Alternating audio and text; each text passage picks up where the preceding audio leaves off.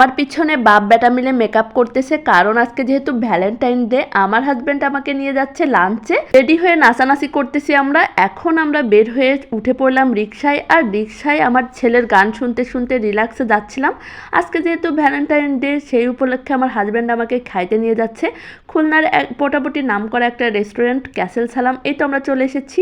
আমার হাজবেন্ডের অনেক দিন থেকে ইচ্ছা সে আমাকে এখানে খাইতে নিয়ে আসবে।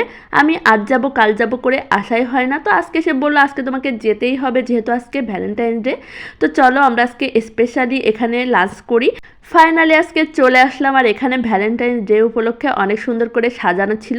লাল লাল লাভ বেলুন দিয়ে দেখো চারপাশটা একদমই ভরা, অনেক বেশি ভালো লাগতেছিল। খুবই রিল্যাক্সেবল একটা পরিবেশ। সব মিলায় মোটামুটি দুজন এখানে রিল্যাক্সে বসে যে গল্প করতেছিলাম, আর আমার ছেলে একটু দুষ্টামি করতেছিল তো ওকে বেবি সেকশনে রেখে এসেছিলাম। ও ওখানে অনেক সুন্দর করে খেলাধুলা করতেছিল, আর আমরাও দুজন এখানে বসে বসে গল্প করতেছিলাম। তো ফাইনালি আমাদের খাবার চলে আসলো, আর প্রথমে আমরা নাস্তার জন্য অর্ডার দিয়েছিলাম স্যুপ আর হচ্ছে অন্থন। তো দুইজন গল্প করতে করতে খাওয়া দাওয়া শেষ করে আমরা আবার কিন্তু এবার লাঞ্চের খাবারটা অর্ডার করে দিলাম। নাস্তা শেষ করে 5-10 মিনিট দুইজন বসে বসে গল্প করতেছিলাম, অ্যান্ড ফাইনালি কিন্তু আমাদের লাঞ্চ চলে এসেছে। তো যেহেতু নাস্তার সময় আমরা কিন্তু আমার ছেলেকে নিয়ে আসিনি, কারণ ওকে আমরা বসে বসে দেখতে পাচ্ছিলাম যে দূরে ঘরের ভিতরে সে খেলতেছিল। তার এখানে আমি আমার বরের সাথে গল্প করতেছি, দেখেন চোখ উল্টা করে, আর সে আমাকে এদিক থেকে ভিডিও করতেছে। তো গল্প শেষে দুজন মিলে অনেকক্ষণ এখানে রিল্যাক্সে বসে বসে খাচ্ছিলাম।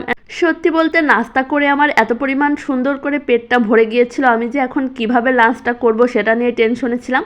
আমি তো ভাবতেছিলাম এই খাবারগুলো সবই নষ্ট হবে কিনা, কিন্তু দুইজন গল্প করতে করতে কখন যে সব কিছু শেষ করে ফেলেছি নিজেরাই বুঝতে পারিনি।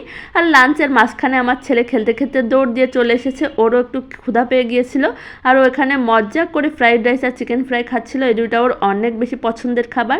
তো কিছুক্ষণ বাবার কাছ থেকে খেয়ে সে এখন বলতেছে মামুনি আমি এখন তোমার কাছ থেকে খাবো। সে কিন্তু একটা মিনিটও চুপ করে বসতেছে না, ছোটাছুটি করতেছে আর এসে এসে খাচ্ছে। অনেক মজা করতেছিল সে, আর সবার সাথে ওর এত ভালো বন্ধুত্ব হয়ে গিয়েছিল। সবাই ওকে বলতেছিল তোমাকে আজকে যেতেই দিব না, আমাদের এখানে থাকবা তুমি। তো অনেক বেশি মজা করলাম সবাই মিলে। আর এখানে খাওয়ার প্রায় শেষের দিকে আমার ছেলেকে আমি একটু পানি খাওয়াই দিচ্ছি, ওর অনেক বেশি পিপাসা পাচ্ছিল যেহেতু অনেক ছোটাছুটি করতেছিল। তো আমরা বেশ অনেকটা সময় এখানে ছিলাম, আর খাওয়ার একদম শেষের দিকে আমার হাজব্যান্ড আমার এত পরিমাণ চাপাচাপি করতেছিল, দেখেন একদম শেষে আমাকে একটা চামচ ভাত দিয়েও বলতেছে এটা খেতেই হবে খেতেই হবে। আর আমার অবস্থা তো পুরাই খারাপ মনে হচ্ছিল, আর একটা চামচ যদি আমি খাই এখনই আমার সব কিছু উঠে আসবে। তো এই তো আমরা পুরা ফ্যামিলি খাওয়ার একদম শেষে সব খালি প্লেট নিয়ে বসে আছি।